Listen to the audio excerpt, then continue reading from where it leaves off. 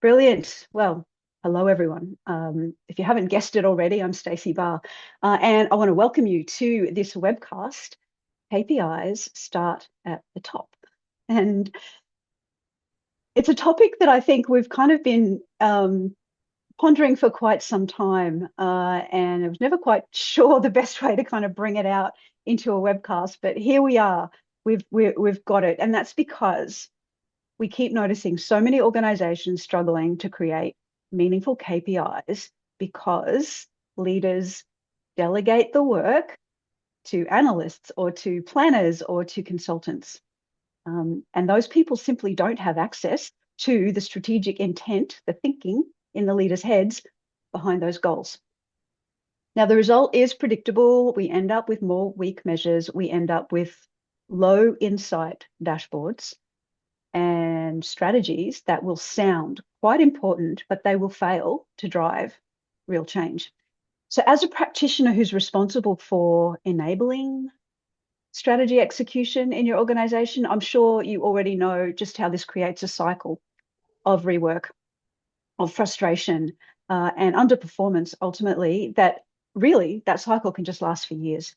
So, in this webcast with me and our Australian partner, Mark Hocknell, you're going to see why KPI design really can't be delegated and why leaders have to be active partners in building an evidence-based strategy. More importantly, we're really hoping that it gives you, the strategy or performance professional, some very practical tips for how to guide leaders through a structured, efficient, and confidence-building measurement conversation. In fact, we're going to hand the tools right over to you. Now, just in case you don't know me or you don't know Mark yet, we'll do our usual quick intro. So again, I'm Stacey Barr. I'm the creator of Pump. I am the host of our 1-year-old Pump Academy website, the new home of Pump. Evidence-based strategic performance management is what we are all about. And as many of you already know, already in our Pump family, our very unique and practical approach to performance measurement is absolutely a cornerstone to doing this, to doing evidence-based strategic performance management. Now, even though we all know that strategy execution and achievement just isn't possible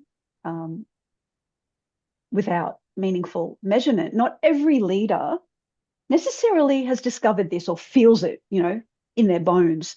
And many of our Pump alumni around the world find this to be their greatest challenge in implementing better measurement in their organizations. Their leaders just do not see measurement as a strategic skill, and it is. So today, with my co-host Mark Hocknell, we're going to explore how to start shifting that belief. Now, Mark is our Asia Pacific Pump partner, and he brings Pump in all its shapes and forms to businesses and to organizations across Australia, New Zealand, and the Asia Pacific. And we have been working together for a very, very long time. I have never worked with anyone as long as I've worked with you, Mark, since about 2006. Hi everyone, and yes, Stacey. So back in 2006, when I first learned the techniques within Pump, I already had a few years' experience as a leader and a manager, making lots of mistakes with KPIs. I also had an MBA, which encouraged me to keep making those mistakes. But once I had learned just these first few Pump techniques that we'll be working on in this webcast, I learned that we needed to set the scene at the top, or from the leaders and the managers setting that scene, so that we could select the most meaningful key performance indicators. So today, Stacey and I will guide you through an experiential exploration of how we help your leaders see how KPIs should start at the top. So this webcast will give you a pathway to confidently engage leaders in meaningful, evidence-based measurement so that strategy becomes clearer, alignment becomes stronger, and your organization finally gets the KPIs that work. And here's what we're going to cover to achieve that for you. How to show leaders why KPI design must start with them to avoid the risks of delegating strategic KPI selection. We'll look at the key steps to guide leaders to articulate the true intent behind their strategic goals and find then meaningful evidence of progress in a way that builds their ownership and engagement. We'll look at how to reposition yourself as a strategic partner to your leadership team, and not as a KPI technician, but as a facilitator of evidence-based strategy. And how we're going to give you this outcome is through 4 simple interactive activities that we'll all do together. And then after the webcast, we'll give you a link to a downloaded worksheet that will be your guide to then facilitate these 4 activities with your leaders. They'll help you demonstrate your role as a strategic partner to your leadership team and help your leaders see why and how KPIs start at the top. And just so you're aware, when you succeed and your leaders are engaged in the idea of adopting measurement as a strategic skill, we do have all of the programs that you may need to make this happen. And all these free webcasts are designed to give you a taste of the many ways we can support your organization with strategic performance management. Our flagship the Blueprint workshop, which for measure performance meaningfully in many formats to support strategic execution. And the Pump Evidence-Based Leadership Program create measurable strategy that everyone can align to and how they can transition to a performance improvement culture. And we have other programs that support the implementation of both these programs. And if after this webcast you would like more information on the way we can support you, here are a few suggestions of where you can get that information. Firstly, pump.academy/programs to check out all these programs in more detail. And you can even register at their site as well. Or you can reach us directly on email at team@pump.academy. We'll ask a question. And if you stay with us till the end of this webcast, we'll share more details about our next programs in the Australia, New Zealand, and Asia Pacific region. And with that, let's start exploring why KPIs should start at the top. Thanks, Mark. So, some years ago, before I handed all of the teaching in this part of the world over to Mark, I was teaching our Pump Blueprint workshop, and it was at one of our international clients' facilities. A high-ranking leader dropped by, and he wanted to see how the pump training was going for his staff, which I thought was great. So I showed him around a little bit, see sort of the work everybody was doing, and we started to have a conversation about weasel words. Those of you in our pump family know what we're talking about there, but weasel words are pretty much the ambiguous words that goals are usually written about, and in pump we translate these into something to make them more measurable. We were talking about weasel words and how staff are usually too afraid to ask leaders to clarify what those words mean. He was shocked. I could see it on his face. And he asked me, is this actually true? Because he had no idea that the strategic goals that he wanted his staff to be involved with achieving and measuring were not even clear to them, and they didn't know what they meant. I guess we hear this often, and I'd go so far as to say we hear it from every organization that we've worked with. And the risks of this are very real. It's also backed up by research. So from Bridges research, for example, they've found that 85% of strategy implementations fail, that only 7% of people believe their organization is excellent at strategy implementation, and that only 28% have an effective measurement system to track strategy implementation. Leaders don't know that their goals are not understood. And in their minds, they're thinking, I thought everyone knew about this. I thought they knew what we meant. But on the ground, as we can see, 85% of their strategy execution is failing. They also don't know why their goals are not understandable. And they're thinking, it's obvious to us, like, why isn't it obvious to them? So I guess if that's the case, it's no surprise that that strategy execution skills are really so rare. They also don't know why KPI selection depends so heavily on goal clarity. So they're thinking to themselves, can't we just start measuring something? But the truth is, they don't really have a good measurement system that makes sure they are measuring the right things in the best ways. And that's what we need to show our leaders. We need to show them that their goals are not understood, why their goals are not understood, and how exactly KPI selection depends so heavily on goal clarity. So can you see the pattern here? The Bridges research is showing us the problem, and we need to help our leaders see the causes.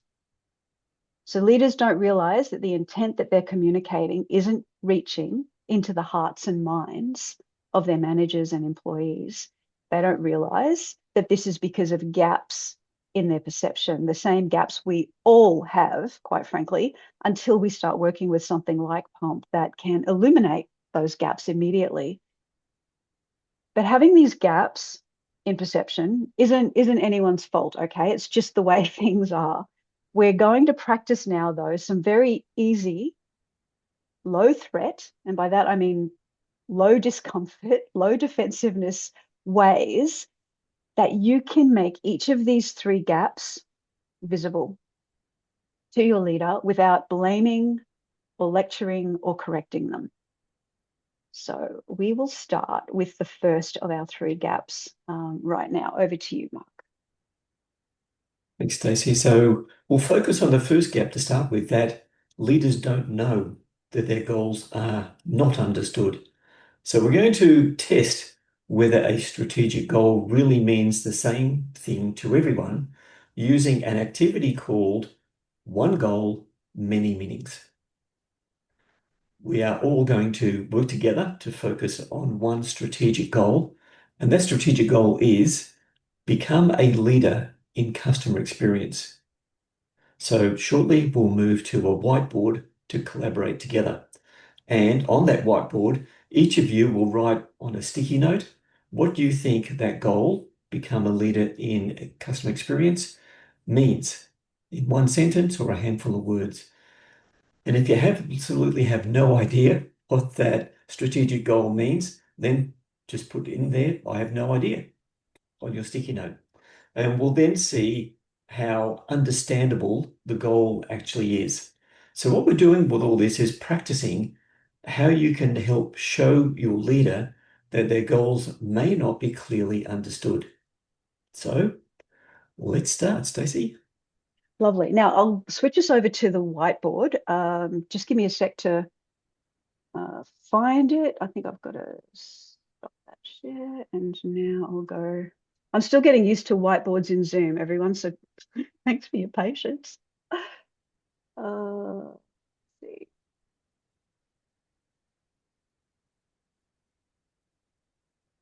While Stacey's getting used to whiteboards in Zoom, I'm still a little bit hands off with whiteboards in Zoom. So Stacey's going to run this. Yeah, she's gonna. It's not. Where is it? It's not showing me my whiteboards. I think it's logged me out. So I've just got to log back in for some reason, even though I'm running a live webinar with you all. Apparently I'm logged out.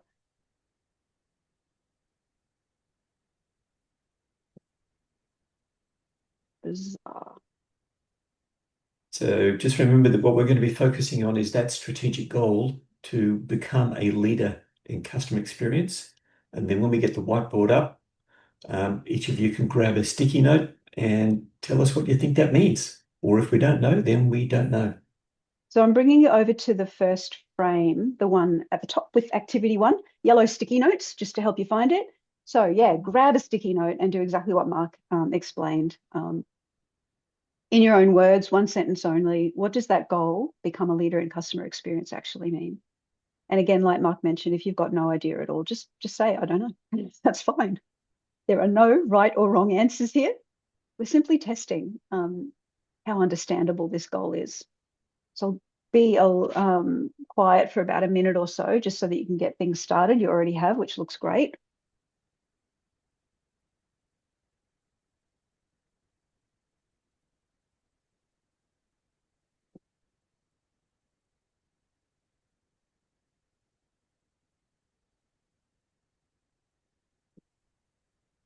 Remember, there are no right or wrong answers. Whatever's in your head, just pop it down there. In a moment, we'll just go through a sample of them.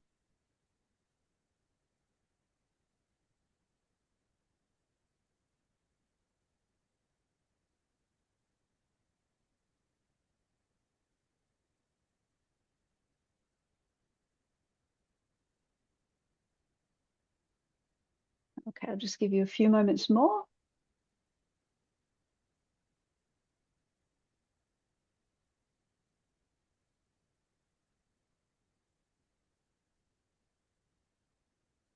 Okay, so Mark, just having a look at how understandable this goal is, maybe we'll look at a sample of what's written and see how they uh,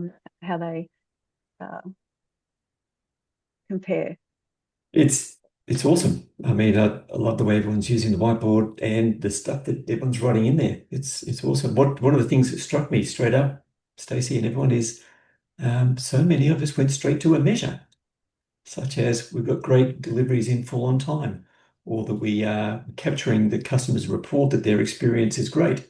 And we've got measures in a lot of those things. We Or do adoption rate, sales, yeah, yeah, absolutely. yeah. Great to see that someone was actually honest and said, I don't know. That's Yeah. probably one of the best answers. But yeah, I mean, I think you're all probably noticing when you read through them that there's some variation in our different interpretations that of that goals. We've got stakeholders being satisfied with the service provided. We've got give a high level of customer service, move towards the highest customer experience measurements in the industry. We've got provide excellent service, promoting loyalty and excellent customer satisfaction. So lots of different words. Well, here's a really, really nice broad one too. Customers consistently choose, trust, and advocate for us because every interaction is easy, clear, valuable. These are all reasonable and brilliant, but they can't all be right at the same time. Not for one organization with one strategic goal about this. They can't all be right. Mark had some reflections on this. I've had some reflections on it. If you've got a reflection on what you've noticed from this activity, go right ahead and type it into the chat. What observations can you make about doing this, about taking a strategic goal and getting a bunch of people to have a go at interpreting it? What stood out for you? So in the chat.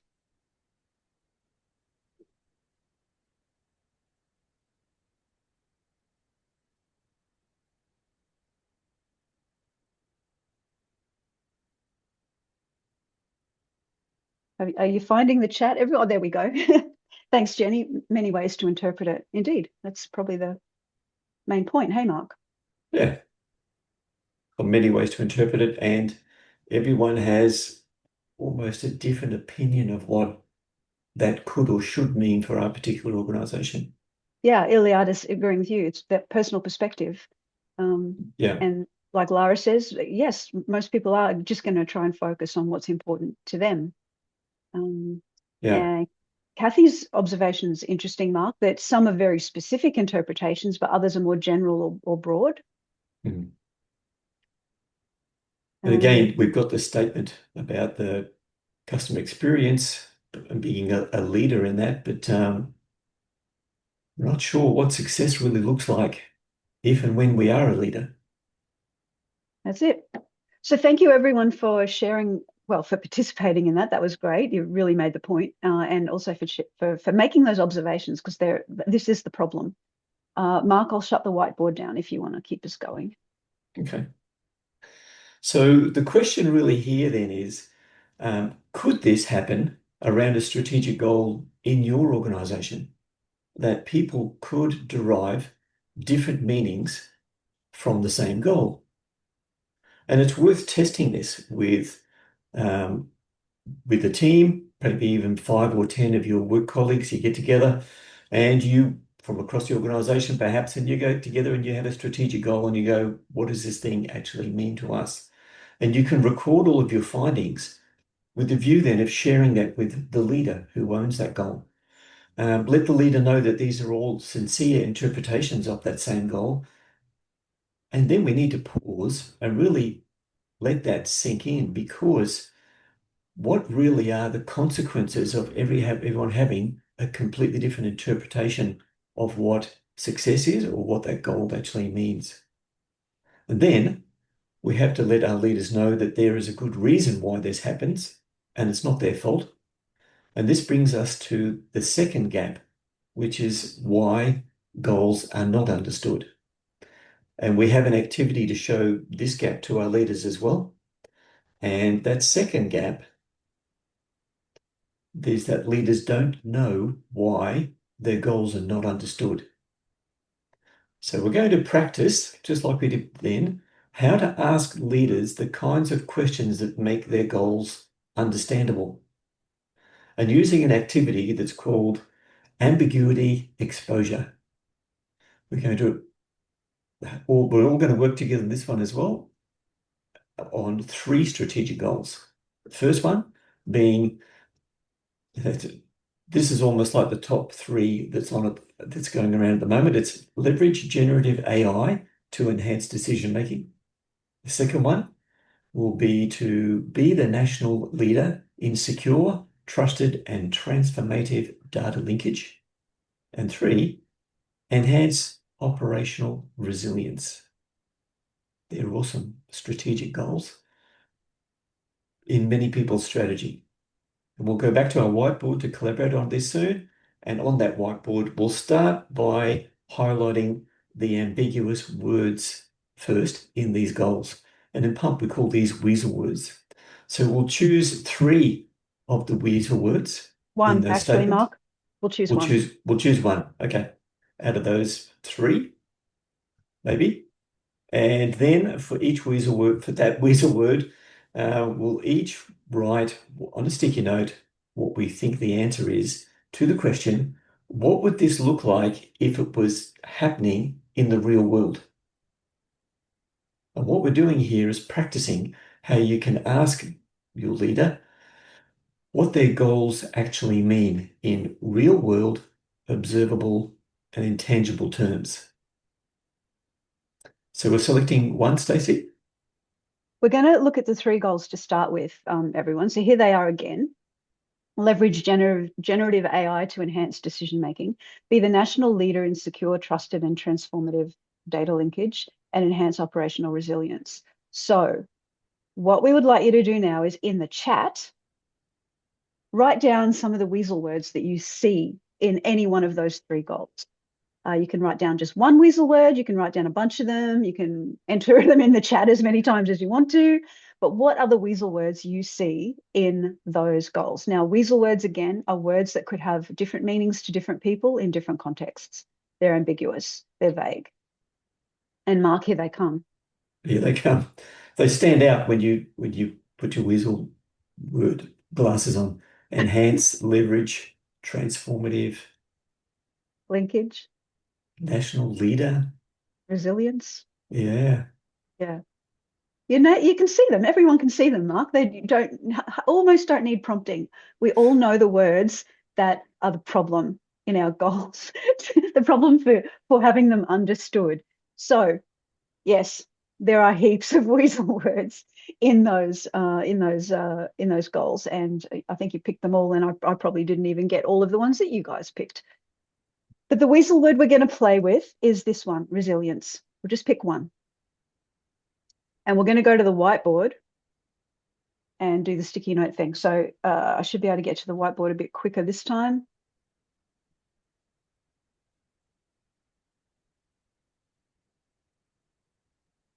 What the devil?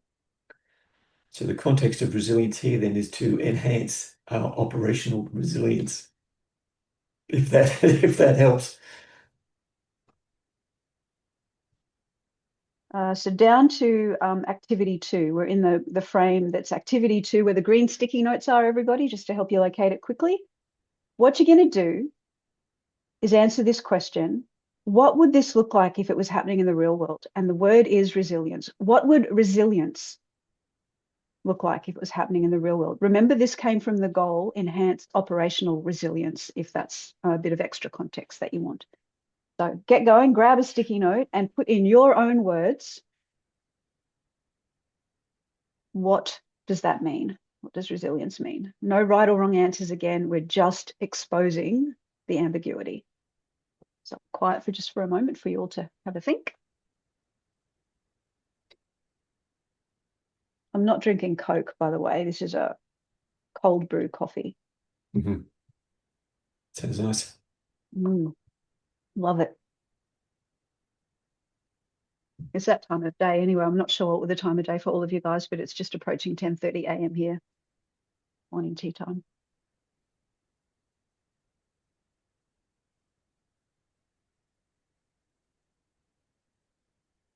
Yeah. I'm impressed everyone's having a go at unpacking resilience, and I'm also impressed that someone just has put in there no idea. Yeah, I That's love it. fine as well.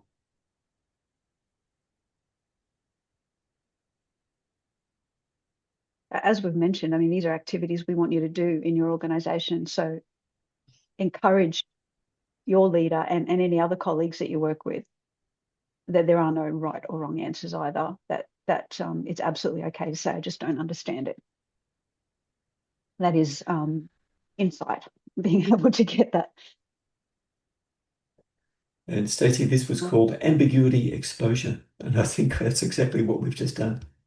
It is. So look at what we're getting through here. The word resilience, it can mean making good decisions even when there's disruption. It can mean the ability to deal with barriers to success. It can mean business as usual, even when unplanned events occur. It can mean self-awareness of change and adapting to it.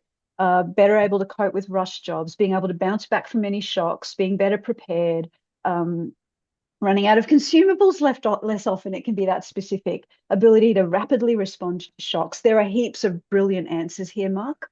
Mm. And it's all that resilience about the services and the systems and everything keeps on working even when there's something goes wrong. Indeed. Now, Which, yeah, go sorry, on. Mark, go ahead. No, you go. I was just going to say, you can imagine, can't you, everyone, that depending on which leadership team came up with a given strategic goal, those ambiguous words, the weasel words, can mean totally different things, different to even what you all have written for resilience there again. And this is why they're hard for people to understand, because the translation or the contextual meaning of those words in the goals is never communicated along with, well, very rarely ever communicated along with those strategic goals. How can we expect everyone to understand them? So again, have a reflect on that activity we just did together and the experience and what you saw coming out as well as we tried to de-weasel resilience. And in the chat, simply share your perspective, share your observations or your reflection, what you noticed from that activity. So in the chat,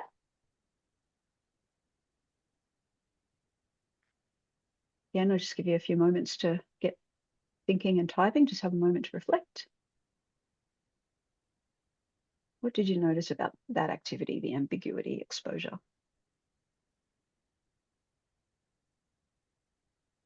Mark, so we start with Tia. Lots of different meanings and perspectives. Absolutely. Yeah.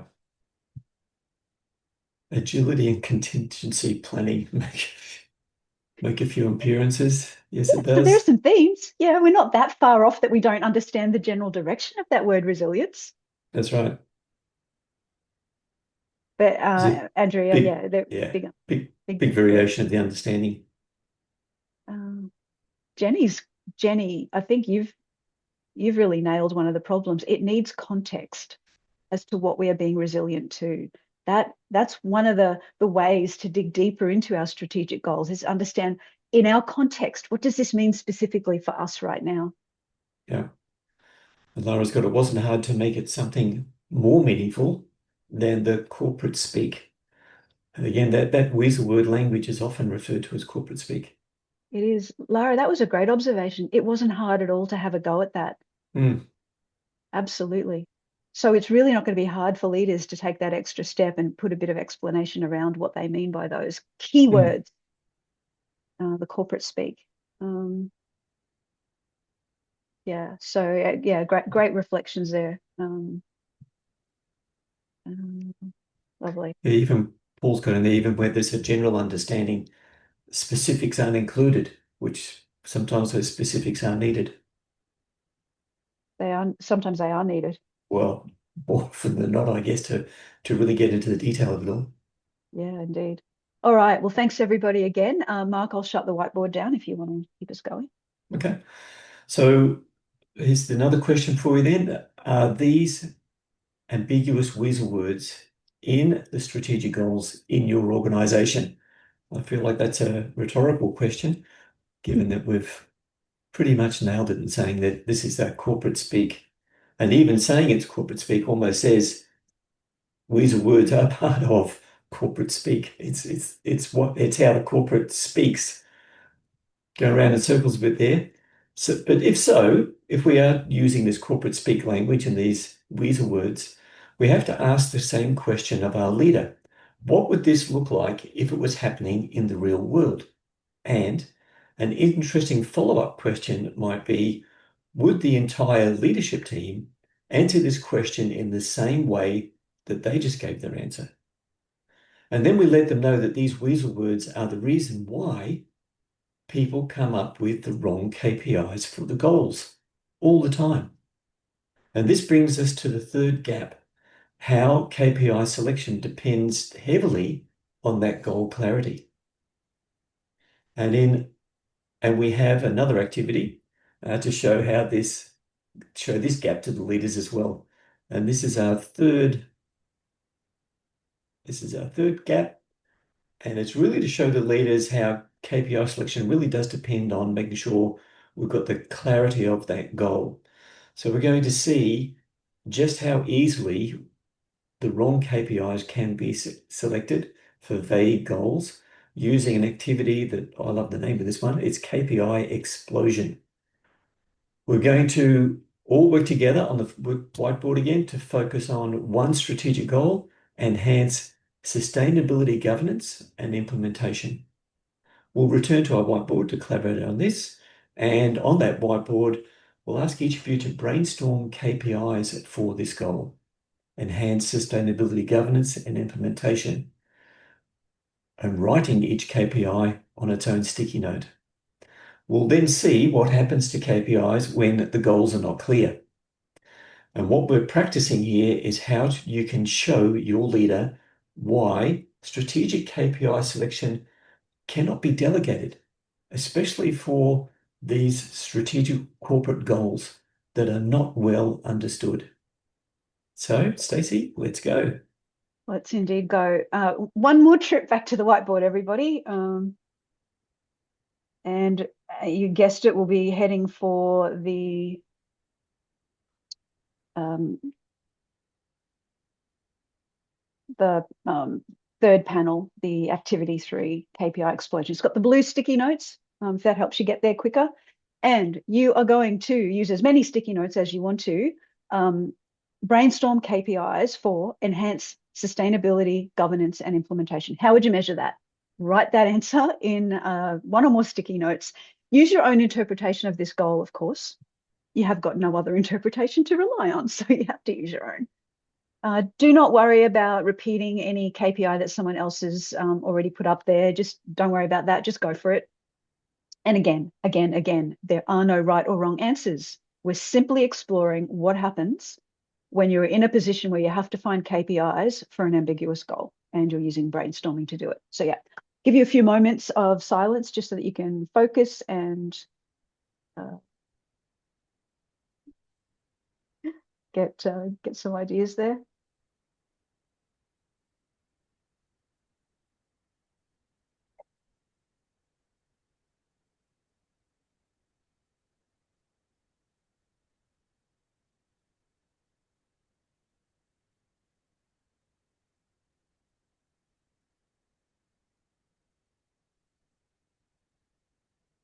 Yeah, some interesting ones popping up. That's great. Mm, mm. I like that some people are actually putting in the quantification up front, which is nice. Yeah. You like number of or percentage of. Yeah, yeah, Yeah. it starts to get something that I like. But anyway, Well, that's what a KPI is. It's a quantification. that's right. It's nice to But have how it's and this activity, KPI explosion, is not foreign to organisations. There's been many times a team has contacted me and said, we have to come up with KPIs for this goal. How do we do it? And they've gone through the same process and already created the list, but not sure which ones are the right ones. just a just a brain dump. Yeah, KPI explosion. Indeed. And that's what I'm seeing on the whiteboard. An explosion, absolutely. Catherine, I've just noticed you there in the list there. Are you the same Catherine I think you might be? I'd love to connect with you again if you are. All right. That's looking really great, everybody. Let's see if we do indeed. You are. That's so cool, Catherine. Nice to see you. Oh, we go way, way back. It must be a couple of decades now. So cool to see you there. Anyway, distraction, KPI explosion. We have got so many different ones there, Mark. Increased number of measures for sustainability. Sustainability practices are implemented at least 80%. We've got number of breaches of environmental legislation, consistent profitability, percentage of board members with training expertise Mm, or expertise. Any others jump out for you, Mark, that you want to? not really. You captured those ones. I liked them. And again, it's just either we tend to attach to it one word, which is the implementation piece, which sometimes is easier to measure because is it implemented or not? Such as going for the training one. If it's implemented, people have got those skills or that knowledge. But sustainability, there's a KPI explosion happening right there on that whiteboard. Yeah, and it's still exploding. There's a bit of an Yeah, aftershock going on. So yeah, crazy, crazy stuff. Um, all right, and we got quite a lot, Mark. I didn't count them, but I'm gonna say there's probably somewhere in the ballpark of 20 or 25. yeah. I was going to say 20. 20 or 25 KPIs for one goal. That's not going to cut it. Um, Yeah, that ticks the box, Stacey. Everybody, we just got to need a whole lot of KPIs for that goal. Then we just got 20 or 25 of them. Job done in about 3 minutes. yeah. And so now we've got to figure out how to get the data for those 25 KPIs. We've got to see how to fit them on the dashboard. We've got to make sure everyone's got enough time to review them all. And then how many we're going to have for all the other goals? Well, let's just see. Of course, we're being facetious here. And look, there are a lot. And so there would have to be some shortlisting. But how do we do that? We don't know which KPIs are the best ones for this goal, not until we understand what the leadership team actually meant for that goal.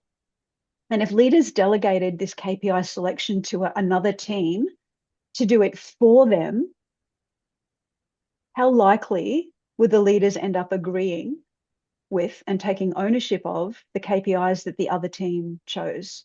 So I don't know that we could have too much hope for that. So again, one more reflection in the chat. What are you taking from that activity, from KPI explosion? What did you notice? What observations would you want to share? What reflections do you have now after doing the KPI explosion? So in the chat, Catherine, I've got to I've got to now that Russell, I've got yeah. a public forum to do this. Catherine, you used to always sign your emails with smiles, I think, and I have done that ever since I saw you do it. So everybody knows I always sign my emails off now with Smile Stacey. It's you, Catherine. You're the reason, I think. Okay, Oh, wow. Already some reflections coming through, Mark. Yeah, Russell started it all off with this is going to get out of hand really quickly. Yeah. And that's one of the key points. I think it just gets you end up with so much. What do you do with it? And how do you Mm, then sort of narrow it down to the top three that are really important for that goal? yeah. At And I just, most. yeah, and I just picked three, but that isn't a magic number, of course. That's it. Mark, I like what Craig says that leaders need to be clear on their expectations in order to meet the strategy.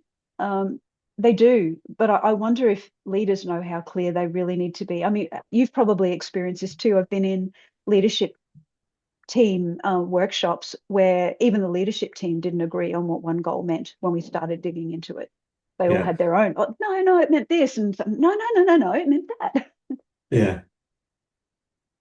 And Nalini is hit on that as well. I think there's that people love brainstorming and they get pretty attached then to that long list. And they go with, let's measure everything everywhere all at once. And that's what often happens. Because once you brainstorm something, like it's a great point. Once you get that brainstorming, you somehow or other then get attached to your idea or your KPI that you came up with. Mm. It's true. Good. And that's we can leverage that. That's called ownership. But we need to do That's it in a different way so the ownership's working in the right way. Um, Kathy, you've got need the KPI to be a lot more specific. There, yeah, we often can underestimate how specific we need to be when we write a KPI. And Suhasini, you're basically stating exactly what this is about. Leaders need to lead this. There's not really any other way it can work. Um, and Shanna's summed it up by saying it's obvious that clarity is critical. So the that's KPI explosion has actually proved that clarity around the goal is absolutely critical. that's it. Thanks everyone for sharing. A few people are liking the smiles thing. Um, so all of these look great. Catherine, oh, Catherine, you've said there's definitely an unwritten intention around this goal that needs to be unearthed. They're good words. An unwritten intention. It is there. The intention is often there. It's just not in those words, and it has to be unearthed. And like unearthing anything, you've got to dig a little bit to get at it. And this, I mean, in a nutshell, this is what Pump is about. It's giving you the shovels and the tools you need to dig deeply enough to get to unearth that meaning, and that then makes the rest of the whole journey of measuring and monitoring and achieving strategy and closing performance gaps almost fall into place. Uh, Mark, I'll shut the whiteboard down if you want to keep Okay. us going. So I think I'll ask an open-ended question, but I think we've all experienced this. So do you find KPIs like this in your organization where they sort of come up with a brainstorm or something, but they don't really align to the goal, or the leadership team end up rejecting them because it's not what they had in mind? And it's worth testing. And as you can do with a few of your colleagues, you can do the same exercise. And you can record the KPIs generated for a strategic goal using brainstorming to show your leader, and then ask your leader if any of those KPIs are direct evidence of the true intent of that goal. Then let them know that there was a good reason why this keeps happening, and it doesn't have to keep on being this way. This brings us to the point where we can talk about those key steps to guide your leader to articulate the true intent behind their strategic goals and find meaningful evidence of progress in a way that builds their ownership and engagement with the goal and the process and eventually the KPIs. And therefore, there is a fourth activity that you can use to do this. So we're not going to do this one together. It's something that you can do when you are with your leader and focusing on one of their real strategic goals. So you're going to give them a taste of how to choose three gaps that we've just explored together with our fourth activity called then clarity shift. The steps of clarity shift activity are sort of micro skills within Pump, and they're unique to Pump. So this is why your leader may never have come across these techniques before unless they've experienced pump already. But they will still feel that shift, that clarity shift. And the shift they feel can be enough to open them up to the idea of taking in measurement as a strategic skill that the leadership team should own. And here are the key steps. Step one is to check if the goal is a result. If the goal is really an action, we need to find out what impact our leaders want from that action and use that to rewrite the goal as a result. Step two is to highlight the weasel words. You've seen how to do this in our activity already today, but encourage your leader to do this rather than doing it for them. The third step is to explain what the weasel words mean in real world observable language. Your leader has the answer to this, but you need to ask the right questions just to get them there so that they don't get any more weasel words. We actually get to what this really means in real world observable language. And the fourth step is to list what evidence that would convince you that the goal was happening. What would you see if the goal had been achieved that we don't see now? Or what would you no longer see that we wish we didn't see now? And the important word comes back to the evidence. It's list the evidence that would convince the leader or yourselves that the goal is happening. And the fifth step is to quantify the best of that evidence into KPIs. Each piece of evidence you describe in step 4 will help your leader to work out what ways it could be quantified or measured into a count or a sum or a percentage or an average. You won't be aiming to get all this right during this taster exercise, for example. Your real objective here is to help your leader see the logic in having these skills as a strategic advantage. Now, for our pump alumni, you're going to know exactly what we're trying to do here. You'll recognize these steps as tiny parts from pump's measurability tests in step 2 of pump and from the measure design technique from step 3 of pump. Now, of course, we ultimately do want our leaders to learn and implement steps 2 and 3 of pump fully, but just not right away. They first really need to see and feel the value in KPIs being a strategic skill, in something that they really do need to lead from the top. They've got to understand that in a visceral way. Then they will be able to commit to doing it properly and to commit with confidence. So let's quickly summarize what we have explored today. It's the idea that delegating KPIs is not a workload choice. It is a strategic abdication. Delegating KPIs is not a workload choice. It is a strategic abdication. When you give a leader the experiences that you've just had with us in this webcast, your objective is for them to first see the value of measurement as a strategic skill, and second, to ask for more. When they ask for more, you know you've taken that first step of positioning yourself as a strategic partner to the leadership team. Now, this role of strategic partner is not as an educator, but rather as a facilitator. You're going to hold the space for them to think more deeply about creating an evidence-based strategy. This role is also absolutely not about making them wrong. It is about shedding more light. So be bold enough to ask the hard questions that they've never asked themselves before, but do it in a way that invites them to think differently. It's not about saying they were wrong. Thirdly, this role is not to give them answers. It's to guide them through a process, and that process really has to be designed to close those 3 gaps we've been talking about. throughout this webcast and close those gaps properly.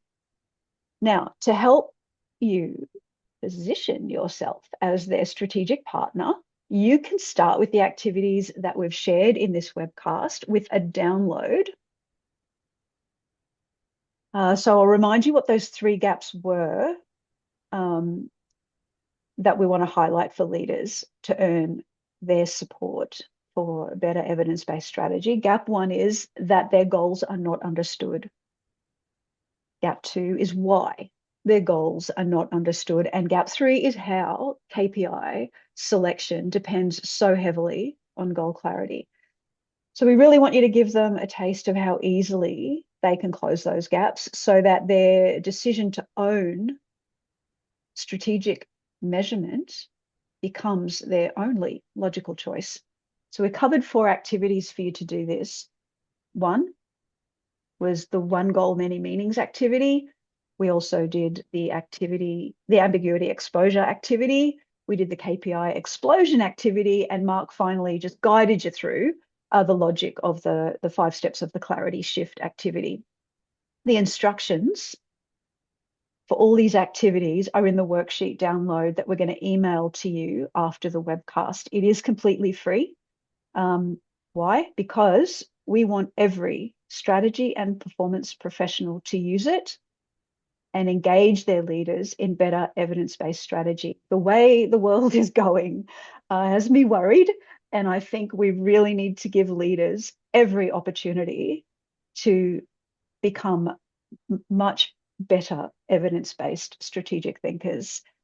So it's our gift to you, I guess. Download it, please. Read through it. And as you do, recall the activities and how it felt for you to participate in them. Watch the replay of this webcast again as you go through the activity download.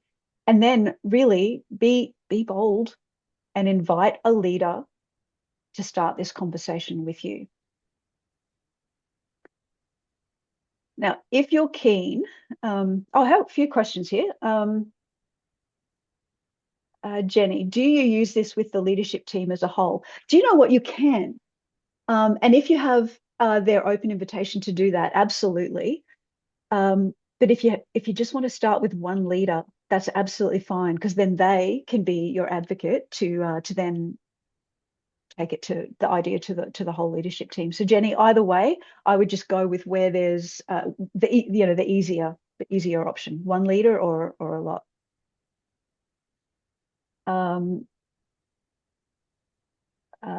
Mark Nalini has a question too. Do you find that this is trickier for goals that are environmental? Often science is not about proving or disproving, so science often hedges its bets, so we end up with 20 to 30 indicators for water quality or a composite index. That's quite a technical question there, Mark. Do you have any quick response for Nalini, or we'll come back to it at the Yeah, end? I don't think it happens more for environmental goals than any other type of goal.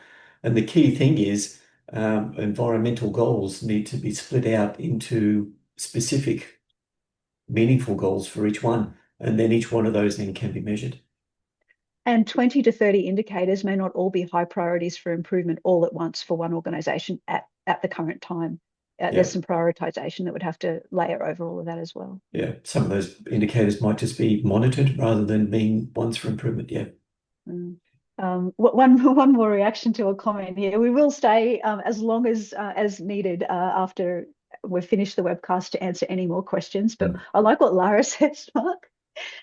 AI says strategic abdication is the often misguided, detrimental practice where leaders abandon responsibility for tasks or outcomes under the guise of delegation, leading to lost oversight and poor performance. Could that be any more appropriate?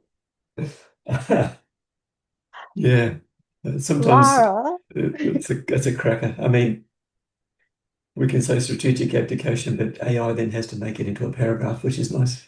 It does, but it's not disagreeing. That's exactly what we're saying, that one of the things that's going to help leaders lose oversight and end up with poor performance under We the guise of could delegation is not leading the KPIs for we could even leading. say that what Lara's done there for us through AI is de-weaseled strategic abdication. Indeed, she has. Thanks, Lara. Nice work. Great. All right. Let's just keep going, and then we will. Any more questions that come through, keep typing them in. We'll come back to them in a few moments. So the idea here is because Mark said before, we do these free webcasts because we want you to have a taste of pump. And so it's only natural that we want to share with you your next opportunities to get to get into pump and start learning it. So if you're keen to be aware of those options that you can discuss with your leaders too, when they say, well, how do I do this properly? Mark, how about you explain? Sure. So if you are going to stay with us now, that's fine. We'll hang in there for any questions you have, as Stacey just mentioned, and we'll get them. We'll answer all those questions before we wrap up today. And PUMP is the flagship methodology and our flagship methodology for evidence-based strategic performance management. It's practical, it's logical, it's engaging, it makes measurement easier and more meaningful than any other way that you've already tried and that I have tried before learning Pump 2. Depending on your role and your situation, you have a range of ways that you can learn and implement Pump. So we have the Pump Blueprint workshops, which is a training workshop which is coming up in our region here in June between the 11th and the 18th, and that's going to be 5 half days online. Oh, whoops, And sorry, all, Mark, wrong dates with the dates on the screen. So we've got 11th and oh 12th, yeah, 16th to 18th of of March. March. That's right. Sorry, I I didn't just had to update check my your whiteboard then. show Yes, notes. or War Planner. I go, hang on, that seems a bit far off. Yes, so it's those dates in March. And if you think that your own workshop would work better for you, for example, with your own work colleagues or your own leaders or your own team, you can have a in-house Pump Academy workshop and a Pump Blueprint workshop, which is just for your organization, which we call Pump Blueprint Private. And we also have a program especially for the leadership team. And you can book a discovery discussion on that to get a taste of it by emailing team@pump.academy. And if you have any questions at all or anything comes to mind, you can also just email us at team at pump.academy. Absolutely. And one other newer program that we've got is called Pump Light. I ran one of those late last year, and everybody loved it for getting a taste of pump, a really practical experience of the essential bits of it, so that they could take it back into their organization and show people what pump does without necessarily going into the full investment for the full pump blueprint. Pump Light's in April. And one other thing we want to share with you for joining us on this webcast is a discount for you. You can attend the March Pump Blueprint training or the April Pump Light training and get 20% off. And that includes 20% off the early bird price, or if you're going to register a group and get the group discount, it's 20% off after the group discount as well. So it compounds. You can save quite a lot doing that. So webcast 20 is that coupon. You can use that when you register online, or if you choose to use our PDF registration form. For those of you who've already done Pump or done Pump Light, share the coupon with your colleagues. Really encourage them to join you in having this kind of know-how to really get the right things measured. Right. So, Mark, we'll hang on now for Yeah. as long as you like to answer any more questions that you have. So if So you've got to Nalini's, go, yeah. oh, sorry, if just Okay, before you do, Stacey. Mark, if you've got to leave and you've got a question, quickly put it in the chat right now, and you can catch our replay, our reply or response in the replay. Great. All right, Mark, where So were we? Nalini's got a question there I'm keen to answer or respond to. So the question is, how do you convince leaders to do the KPI work in the first place? So often they delegate and just don't want to spend the time. So a couple of key things to me is, one is you can't convince leaders of anything. So don't try and convince them of anything like that. What you can do is the KPI explosion example with some of your work colleagues, and then go back to the leaders and say, based on the goal that we've come up with 25 KPIs, and we're not really sure which ones are the ones you want. So let's get clear about the goal and get them then to describe what evidence they would see when they see that goal being achieved or successful in some way. And what you're doing then is you're engaging them in the process of articulating what the KPI should be. And you're not trying to convince them, you're showing them that once they delegate KPI selection, it ends up with a KPI explosion because no one really is sure what the goal means. So don't try and convince them. Take them through the process that we've described before. We should give them an example of what a KPI explosion looked like. And here's your 25 KPIs, and we're not sure any of them are any good. What do you think?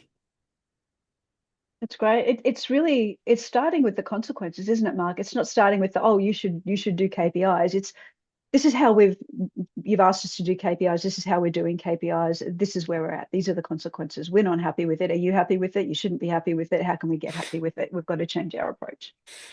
That's right. And that's the thing. It's not get the leader, you must come up with a KPI. It's we need to change our approach. And let's use a system and a process to do that. That's it. That's it. Okay. I didn't see any more questions pop through in the chat there, but we do have a couple that were submitted on registration. So there's one from Cindy, Mark. The topic is of interest, and I'm looking forward for practical tips on how to involve leadership. What does success look like in this regard? Is Cindy asking, how do we know that we've successfully involved leadership in this? Well, I think it comes back to the same, I think it sounds like it's comes back to that same question that Nalini asked, is that how do we get these leaders to do this when they think that the leader handbook says delegate tasks to people to get people to be engaged in the process, whereas you can't delegate a KPI selection when you haven't got a very clear goal. You could if you had a very clear written result, but then the leader still has to own those, the ultimate selection of those measures, and therefore should be involved in the process. So yeah, I'd go back to demonstrating. If we just brainstorm these measures, this is what we would end up with, 25 ideas. Not sure which ones are right. Let's get clear on the goal and engage the leader in the process of designing and selecting those measures. It's a 45 minutes to 1 hour meeting, and that's it. Yeah, yeah, absolutely. Suhasini, I hope I'm pronouncing your name right. But you're asking, how would you write KPIs for an organizational or development team or function?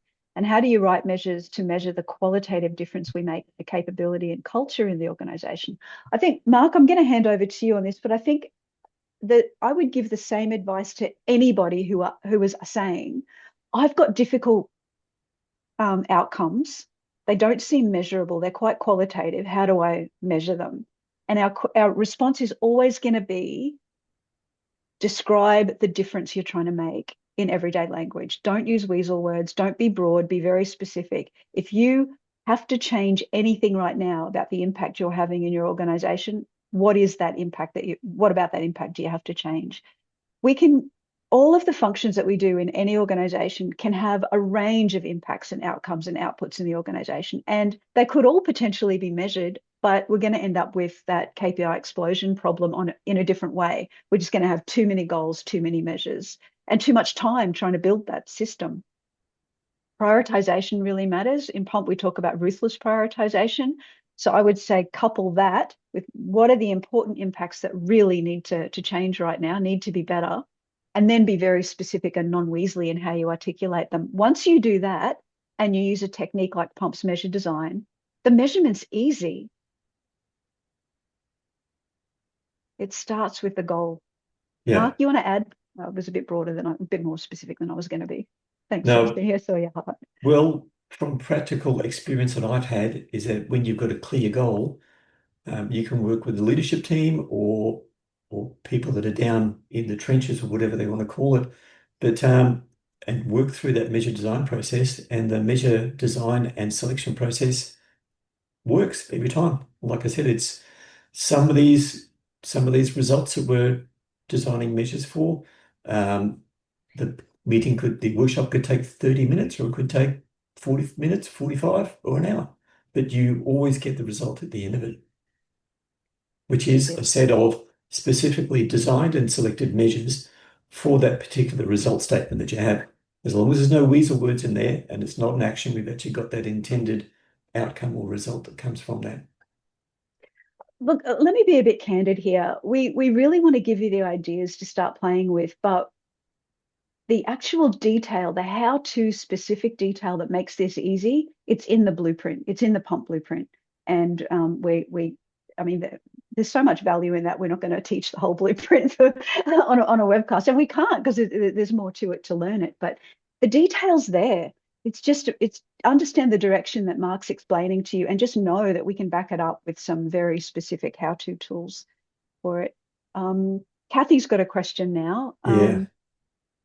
I've got a bit of a response to this one, Mark, but I'll let you go first on it. So Kathy's saying, what about leaders who say, I've got my finger on the pulse, we don't need to measure anything? Um, those leaders are great, aren't they? Because they really know what's going on.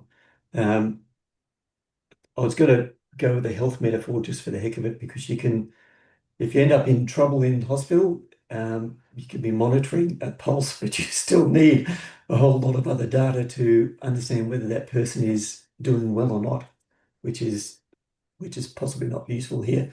If No, I no, if I it's a great metaphor. And like I was going to say, if you've got, are you keeping your finger on the pulse the whole time? A doctor's not going to sit there and keep his finger on the pulse the whole time with every single patient. It's just not physically possible. So it's a great metaphor. Well, thanks, Stacey. So, Kathy, with that particular leader who says something like that, I'd be saying, "Oh, that's awesome. You've got a finger on the pulse. You don't need to measure anything. When you got your finger on the pulse, what evidence do you look for to see that things are going well?" And they should be able to list off 3 or 4 things that they would then say, "This is the evidence of this strategy being achieved or this outcome being achieved," or whatever it is. So therefore, you can then take that information and turn it into a KPI if you wish. Mm, That's a good answer. I don't know if I want to share mine now. I was going for a different metaphor. No, I will, because you can't say you're not going to say something and then not say it. You have to say it. So for those of you that are kind of fairly tactile people, that you work with tools, like I work on my motorcycles and on my cars, so I can't do that with my bare hands. My hands are not the appropriate tool to change spark plugs or replace a faulty temperature sender or adjust the chain. I need tools to do that. The tools extend my fingers, basically. They add capability to me as a human system, and KPIs are the same thing. They add a capability that humans don't possess. Humans are not good at seeing changes over time. We're just not. We can at best look at today compared to yesterday or this month compared to last month. We can't look at real shifts and changes over time. We can't have our finger on the pulse everywhere. We can't see what's going on absolutely everywhere at any given moment, but KPIs can do that for us. They are a tool that extends our perception abilities, our ability to perceive how the performance of the organization is going, and help us much more quickly focus and drill down and prioritize where we really need to be taking action.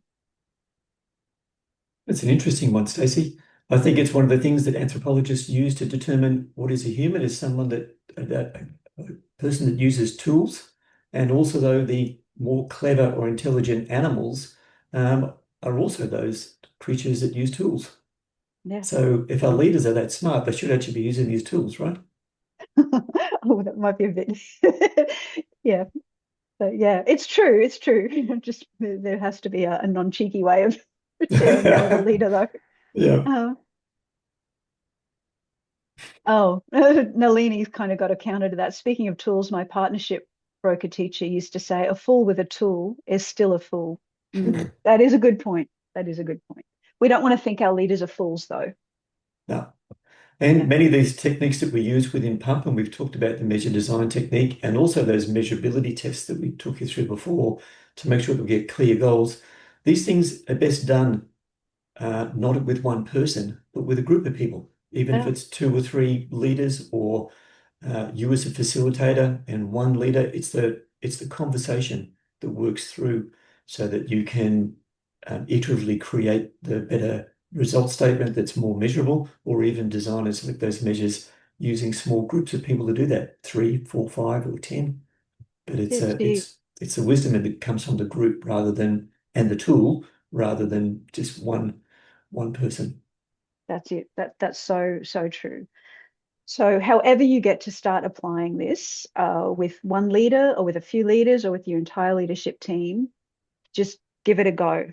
Guide them through this conversation and see where it leads them. And if they are um, so, amazed and surprised and are inspired by it, then you know that you've now got the opportunity to start bringing a better approach to measurement into your organization. And with a better approach to measurement, as we've been saying, much more influence over performance and higher performance. So that's probably all we've got for today. Thank you so much, everyone, for joining us. Thank you even more for participating and playing the activities with us. Mark, I always love the insights that you share. I keep learning from you all the time.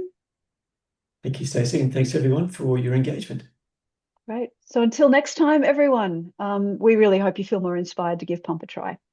Contact us if you want to. We'll see you next time otherwise. Bye.